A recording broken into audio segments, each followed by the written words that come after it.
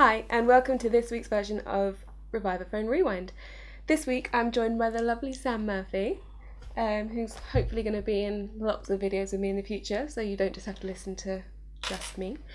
And we're going to be talking about quite a lot of science, actually, today. I mean, we're just rounding up what we've been going through in the blog, but so the first point of call, I believe, is that NASA's found the new closest match to Earth. Yeah, apparently they had over 5,000 other planets that are similar to Earth in the same sort of makeup and distance from the stars like we are to our sun, but this one is only 5% larger than Earth and only 5% further away from its sun, and is the closest possible. It's been about it's been around for how long? 5 billion years or so? 6 billion. 6 billion. But 1.5 billion years longer than Earth.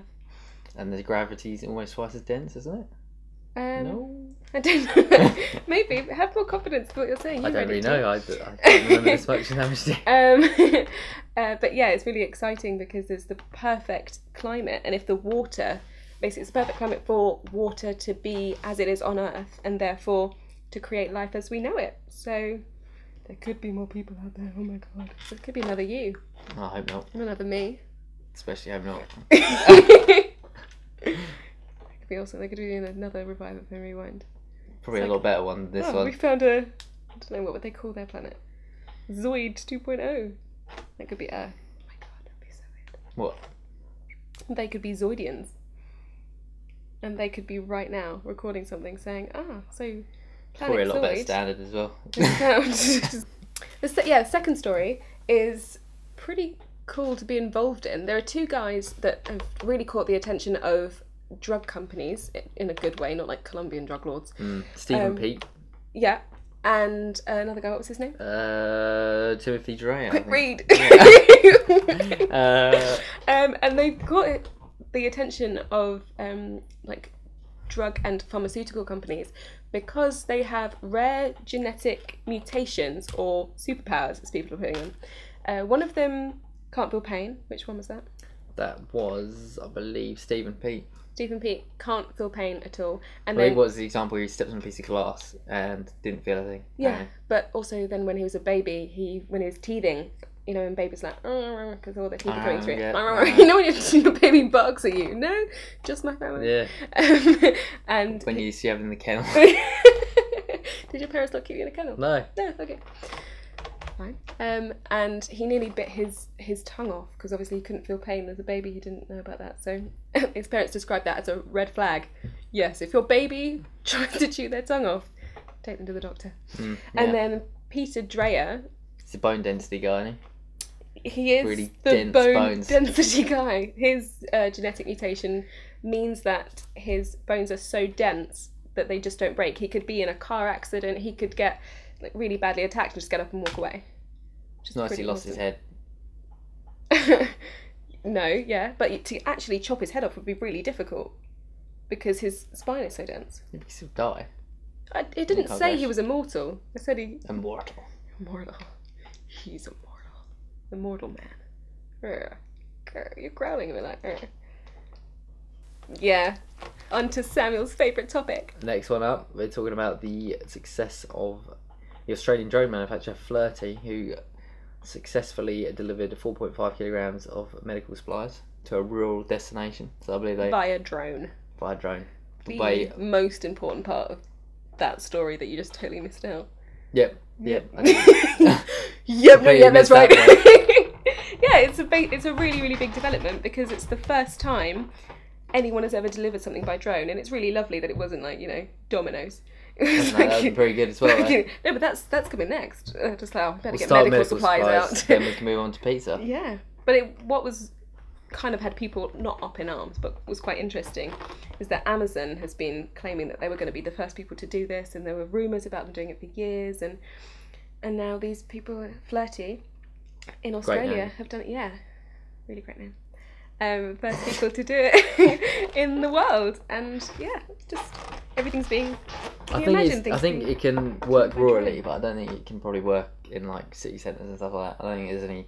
Maybe if they've got specific landing spaces like on roofs and stuff, but yeah, if it's your doorstep, I mean. How would you know it came? Like, you just get a text like your drone has arrived, like when your Uber gets there, or when you get a really angry taxi driver just like waiting for you. We'll charge you for every minute you don't come and pick this parcel up on the roof. But could you not just steal the drone? Yeah, but it's got the blade spinning. How would you?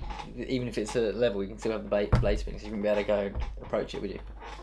That's a good point. I'm sure someone could hack into it though, and just turn it into some sort of That'd weapon. be a worry. If yeah, that'd be That's another true. thing. Maybe we should call them.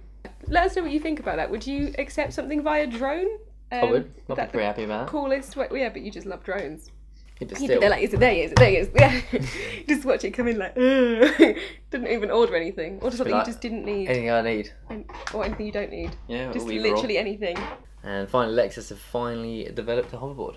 A hoverboard that doesn't need copper. Like everyone a few years ago, so excited. Like, yay, hoverboards are around, and no. So this one's you had to use powered copper. by liquid nitrogen, isn't it? It is. It hydrocools the centre around it and inside it, which creates an awesome sort of smoke What, screen. what, the engine? No, the molecules or the chemicals that it's using to create the sort of magnetic field. It only works at a really, really, really cool temperature. Right, so that cools that. Yeah. Oh, actually, no, it works at a warm temperature, but because it's normally so cold anyway, they use nitrogen to warm it up. How cool is that? I thought nitrogen was cold there. Exactly. That's how cold the thing normally is. It's that cold that That it's got nitrogen liquid is, nitrogen. yeah, to warm it up, to Wow. make it work, yeah. Little bit of a fact for you there, YouTube. More facts will be included below with the actual names of what we're talking about. Lexus, we did say Lexus. We did say Lexus, but we just went, and this is the thing that it uses and it's cold and but what's really cool, superconductors. Nitrogen called superconductors. Nitrogen called superconductors. Try saying that 3 times fast. Nitrogen called superconductors are what the board uses to create a magnetic field to hover. Now it does still need metal underneath it, and the ad that we're going to link below the video is still in the bottom bar. Every vlogger on YouTube is just like, I'm going to link that below in the bottom bar. This is all going to be cut, isn't it? No, you can keep it in. Sometimes it's funny, I don't know. Is what allows Lexus to create it to hover. But yes, as I say, you can actually have metal, but quite a lot of skate parks already have metal in the ground, so it can definitely be used in way more places than the last one could. What, in like skate parks that already exist have metal in them? But why did they do that? Why did they put metal in the skate parks? They have to create it was a field before, wasn't it? So they could create like a solid base. No, not the one they did with Lexus, but obviously ones that have been made previously when they've just been asphalted. I guess not. Yeah, so that's it for this week's Reviveaphone Rewind. Next week, Sam will say something. Maybe, if you're lucky. If you're lucky to If I be have a graced change with his of heart. voice. Yeah. Maybe Change of I'll personality. actually read the material next week. That I send him in a convenient little package. And also There put you on go. our Facebook and our Twitter, which I will also link below, and our Instagram. Bye, guys. We hope you enjoyed this, and until next week, we hope you enjoy your week. Bye. Bye. Cannon, we should give him It's a kind name. of, it's kind of like imposing just staring at that camera. It's just like, just because it doesn't move, it's just like, Well, maybe you should stop thinking of his eyes. Don't think of it as that face.